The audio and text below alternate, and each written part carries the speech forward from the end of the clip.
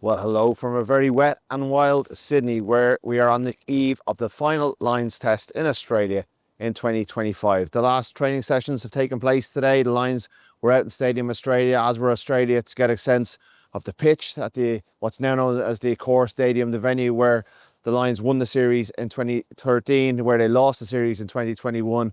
Obviously, there's no series on the line tomorrow. That's already wrapped up by the Lions in the MCG with that last-minute Hugo Keenan try last week. But there is a sense that they've got unfinished business. They came here on a mission to win 3-0. Henry Pollock said it early on. He was just enunciating what had been said behind the scenes in the dressing room. Andy Farrell said the first meeting they had in London, they sat down and they set out their goal to go this entire tour unbeaten. They lost to Argentina before they departed, but that didn't scupper their plans. They wanted to come over to Australia, win all of their tour games, win the series 3-0, and make history in doing so, because in the modern era, no team has done that. And you can argue the merits of Australia against South Africa and New Zealand and the various strengths, and there's no doubting that it would have been a tougher tour had they been scheduled to go to one of those other countries this year.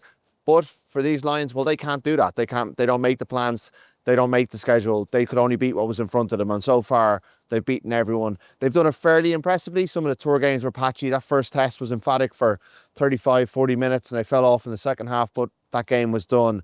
And while they started scratchily and did it kind of in reverse last time to win with 5 tries to 3, and the style that they did with Keenan getting that try at the last play of the game was a pretty remarkable way of doing it. And you could see what it meant to the likes of Tadhg Furlong, Maro Itoje, the players who've been around for a while, who are in their third series, nine consecutive Lions tests for Tadhg Furlong, and now he has a series to celebrate for the first time, having drawn in New Zealand and lost in South Africa. It's a big milestone for him, and try telling him that it doesn't count because Australia aren't at their best or aren't as strong as they once were.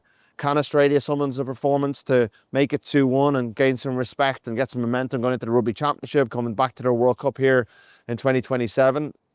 Well, the way Joe Schmidt was talking yesterday, it looks like a long shot, because although they're giving Nic White his final outing in gold, and they were all they all donned Nic White moustaches out at the stadium today for their team photo, including Joe Schmidt, who I'm not sure was fully comfortable with the joke, but they are trying to build it around the fact that they're saying goodbye to a 35-year-old who's been in this jersey since before the 2013 tour and was very unlucky not to play against the Lions back then.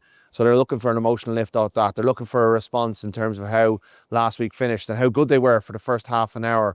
Can they sustain that for longer as they build into their season? But Joe Schmidt talked about how broken his team were mentally by that experience, how it's taken them a while to get back up to the level that they need to be at to play the Lions. Whereas the Lions, well, they've had a couple of days of celebration. They got back into training and they're in a good headspace. Andy Farrell making only 2 changes to his team, where Schmidt had to make 3 unforced changes. He's had David Porecki, his hooker, pull out this morning, which has caused more changes. Pollard starts with Brendan Peanga-Mosa coming in from outside the squad to come onto the bench. Now, he's played the Lions 3 times already on this tour and has played pretty well in those games for the Force, for AUNZ and for First Nations Pacifica. He's a big, strong ball carrier. He's played for the Wallabies before.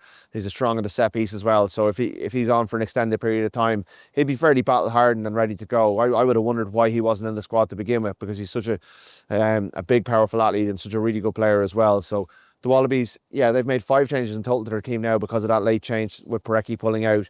They are a bit beaten down by last week, but it's a proud nation, and we've heard a lot about the Australian spirit, and the Australians have gone and they've sold out the stadium this week based on what they saw at the MCG last week, and they'll want to build some momentum out of this tour for themselves as well. A lot of questions. Andy Farrell yesterday defended Australia's right to be on this rotation, that this is a great sporting nation, a great rugby nation, and just because it's probably coming out of a lean period after that World Cup in 2023, that disaster under Eddie Jones, that doesn't mean we should write them off. That the 2027 World Cup will be a big catalyst, and this Lions Tour. This Lions Tour financially has been unbelievable for Rugby Australia in terms of clearing its debts.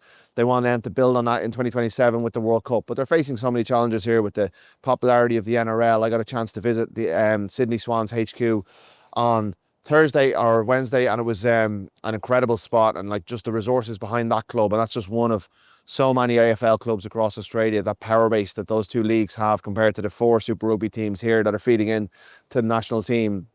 It's a different beast, and Rugby Australia have a lot of catching up to do. But personally, having been here for 6 weeks or so, about 40 nights, I would endorse Australia's credentials in terms of it being a great place to tour, in terms of the way that people have welcomed the Lions, the way the Lions fans have enjoyed it.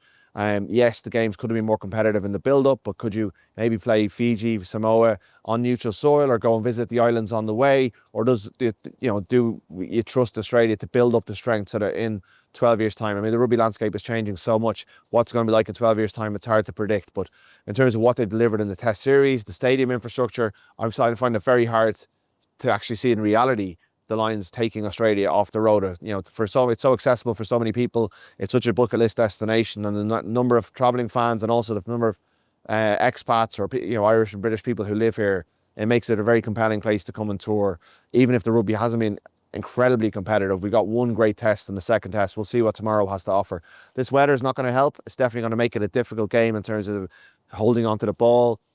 Talk amongst the locals here is that the pitch at Stadium Australia is not fantastic, so how will that could hold up after 3 or 4 days of this? Even the sessions today, that's a big talking point in the build-up.